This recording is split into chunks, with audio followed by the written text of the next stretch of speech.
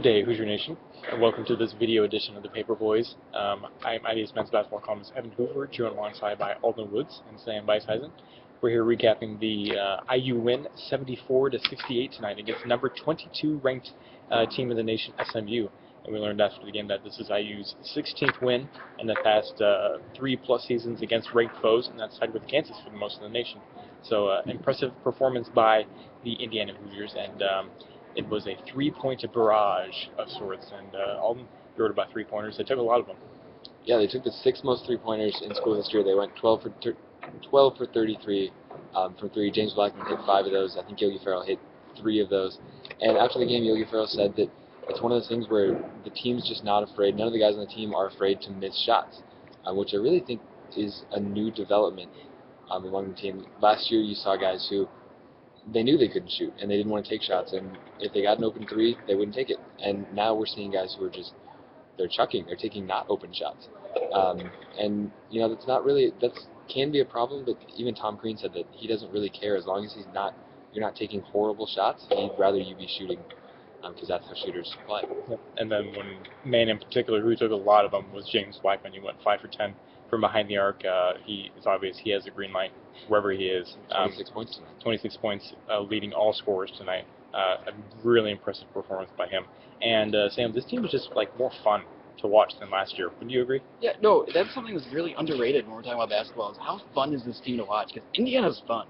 When you got a team that's just going to be shooting threes like they do, at the rate that they do, and the speed that they're going to play, you know, it's either going to be a train wreck or it's going to be fantastic. And we saw a little bit of both today. Because at the beginning of the game, it was a train wreck.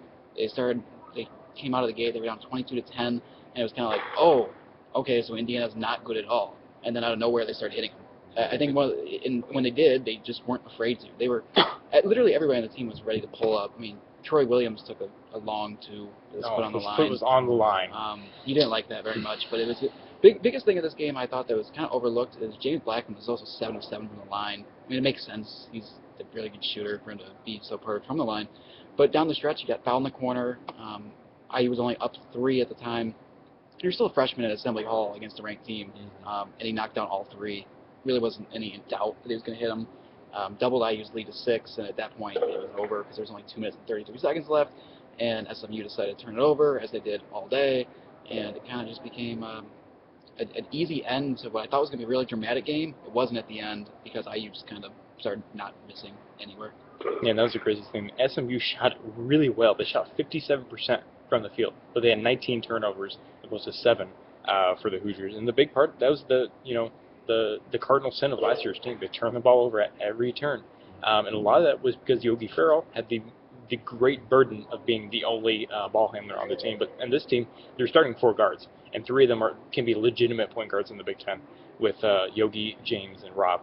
So I think that turnover rate is going to continue at that kind of smaller rate than last year. They're doing what the Suns can't do right now with 3-point guards. Yeah. The Suns have 3-point guards, and they can't make it work. The You Phoenix, need to watch the Phoenix Indiana Suns? film. Yes. Okay. The Phoenix Suns have 3-point guards, and they can't do anything with it. Come watch Tom Crean's team, because they're doing it right. And they're doing it with 4 guards in the half court, too. Normally, if you see those small lineups, you run, and the goal is just to run as fast as you can and beat all those big guys down the court. And they're not doing that. They're running sets, and they're running sets that get you open threes. A lot of movement. That's what it is. Everybody's moving. There's never a point. And this is something that bothered me all last year, is you had guys standing around all the time. Yogi just dribbling. And Yogi's very good at that. Yeah. But everybody else was standing around. Nobody on this team stops moving. I don't know who taught James Blackman and Rob Johnson how to do that. They're doing a really good job of it. And Nick Zeisloft, I don't think ever stops moving, unless he's in a corner ready for a 3 that he's inevitably going to make because he doesn't really miss. Yeah.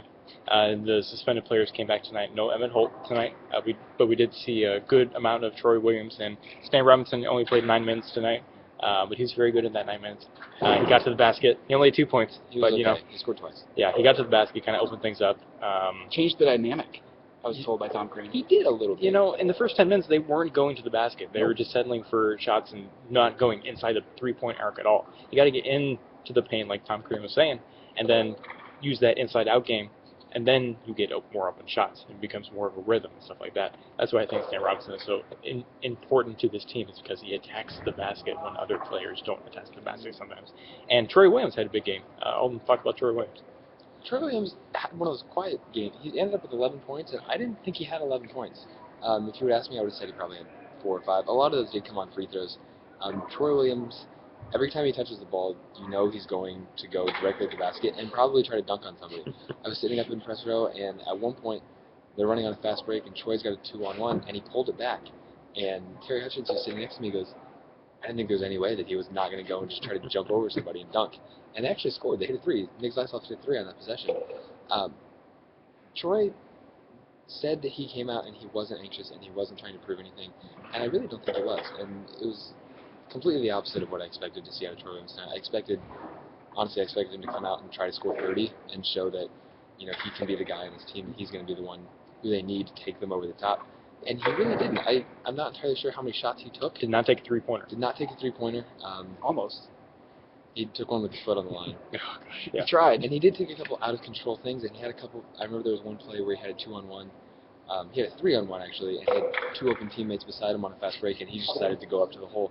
And he got fouled, but he could have had an easy layup. So I think Yogi was on the wing there. He still made some Troy decisions, and I feel like he's going to be making a lot of Troy decisions. We see Troy make a lot of Troy decisions.